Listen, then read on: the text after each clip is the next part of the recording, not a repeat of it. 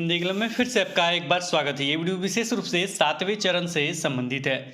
ये newspaper cutting Hindustan newspaper का है, आज का है यानी 8 मई 2022 का। पटना का संस्करण पेज नंबर 4, ऑनलाइन संस्करण देखेंगे पेज नंबर 4 यानी 4 पे मिल जाएगा। हेडिंग बनाया गया है, बच्चे 50,000 पदों पर अब 7वें चरण में नियुक्ति। कब होगा? 7वें चरण में नियुक्ति होगा। अब जानते हैं कि 7वें चरण का कोई भी अपडेट नहीं आ रहा था, लेकिन आंदोलन शुरू है। आंदोलन कल ही से शुरू है, यानी 7 मई 2022 से शुरुआत है। एक दिन हो चुका है, दूसरा दिन है, और इसमें बयान भी है शिक्षा मंत्री जी का। क्या कुछ उन्होंने कहा है, चलिए हम ध्यानपूर्वक पढ़ते हैं। सबसे पहले इसको स्क्रॉल करते हैं, नीचे देखते हैं क्या कुछ लिखा गया है। पटना प्रारंभिक विद्यालयों में छठे चरण की शिक्षक नियुक्ति प्रक्रिया अब और नहीं चलेगी। आधे से अधिक पद खाली रह गए, लेकिन बड़ी संख्या में नियोजन इकाइयों में एक बार भी काउंसलिंग नहीं हुई।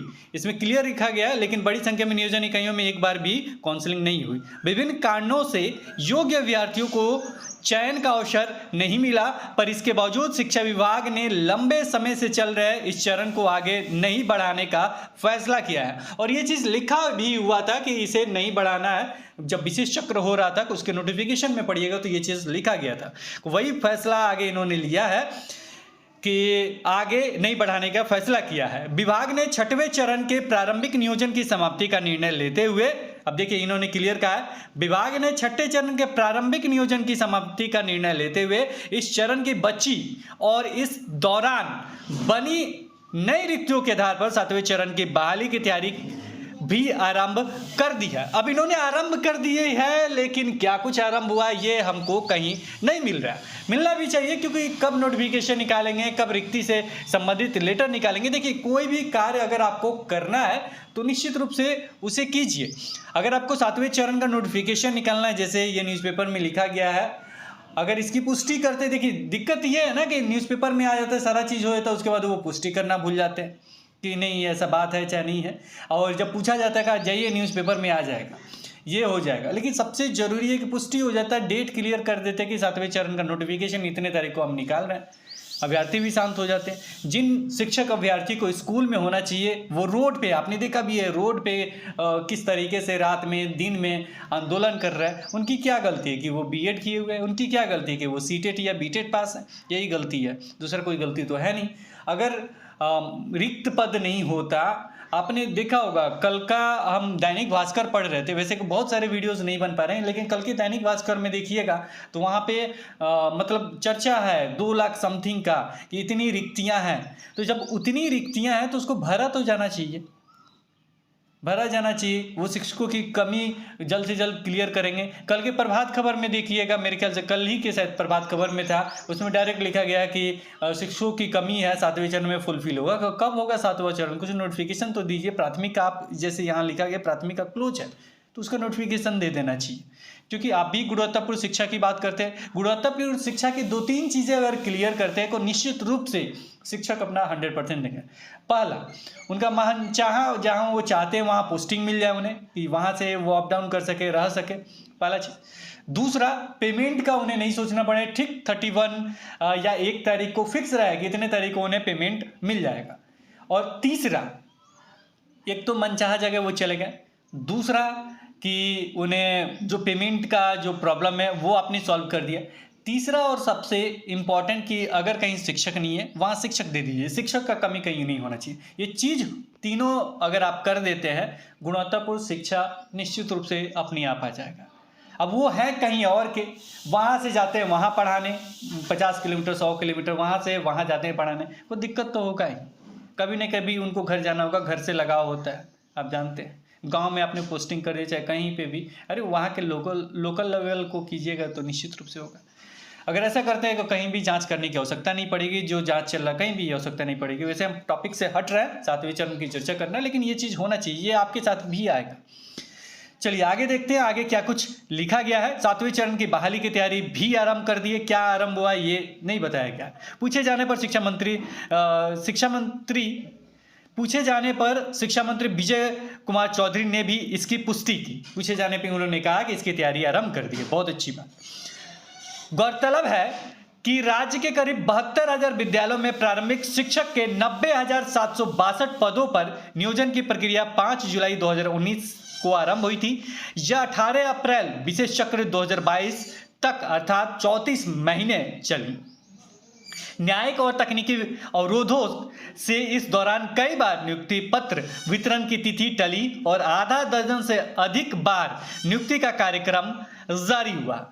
4 काउंसलिंग तिथि के बावजूद कुल अधिसूचित रिक्तियों में से करीब 51,000 पदों के शिक्षकों के पद खाली रह गए हैं। इसमें बड़ी संख्या महिला और आरक्षित कोटों के पदों की है, जिन पर योग्य उम्मीदवार नहीं मिले, जिन पे क्या हुआ, योग्य उम्मीदवार नहीं मिले। इसके साथ ही आपसे एक और चीज़ कहना चाहेंगे कि अगर ये बहाली चलता है तो उसमें फ्लेक्सिबल रखिए। जैसे में अगर बहाली चल रहा अगर सीट नहीं फुलफिल हो रहा है, कि जैसे में माध्यमिक और उच्च माध्यमिक में महिला के सीटों को पुरुषों को दे दिया जाता था और वो भी फुल नहीं होता कि जनरल में वो तब्दील हो जाता था, इसी तरीके से यहाँ पे भी आप स्टार्ट करें प्राथमिक में भी, क्योंकि सीट खाली रखने से मुझे नहीं लगता कि कोई फायदा है।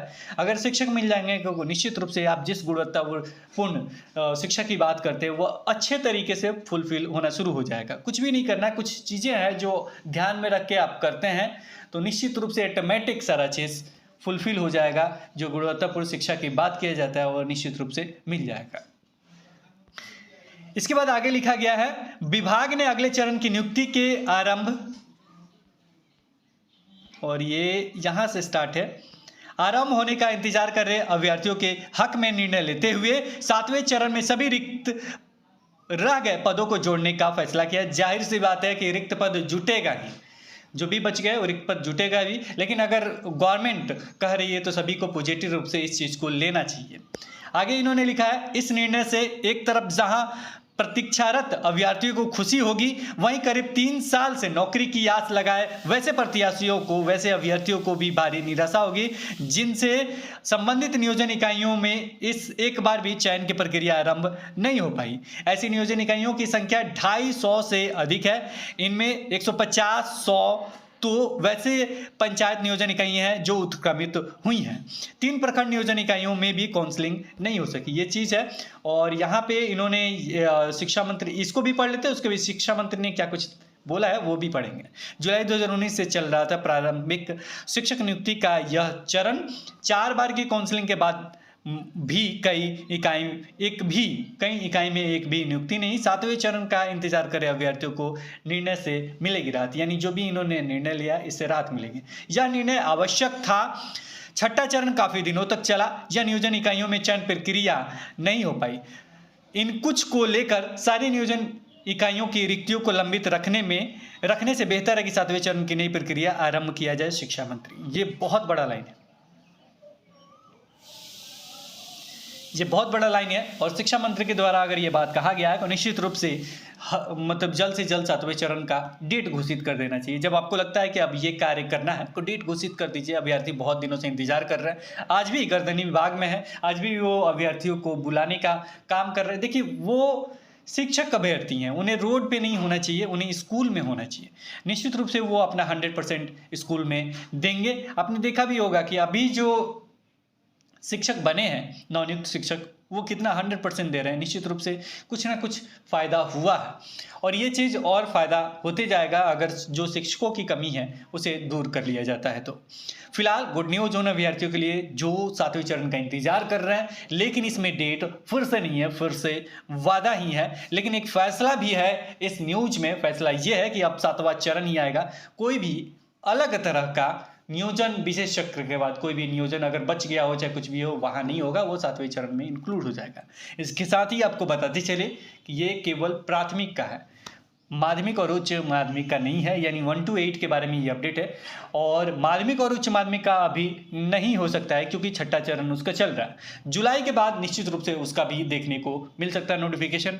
जुलाई के बाद निश्चित रूप से आपको एकजुट होकर एक मंच पे आना होगा, अगर थोड़ा भी सरकार डिले करती है तो। वैसे सरकार माध्यमिक और उच्च माध्यमिक के निश्चित रूप से उस पर तत्पर है। सरकार को ये पता है कि माध्यमिक और उच्च माध्यमिक में शिक्षकों की कमी है, निश्चित रूप से इसे जल्द से जल्द फुलफिल करेगी। फिलहाल ये प्राइमरी के लिए बहुत बड़ा न्यूज है। इन्होंने जो फैसला लिया, विजय कुमार चौधरी शिक्षा मंत्री जी ने, बहुत बढ़िया फैसला है। और आज भी हम आपको अपडेट दिखाने की कोशिश करेंगे दिन में कि क्या कुछ अपडेट रहा आंदोलन का। फिलहाल इस वीडियो में इतना ही, फिर मिलेंगे एक नई वीडियो के साथ। तब तक देखते रहे, बने रहें दी क्लब पे। धन्यवाद, बाय बाय।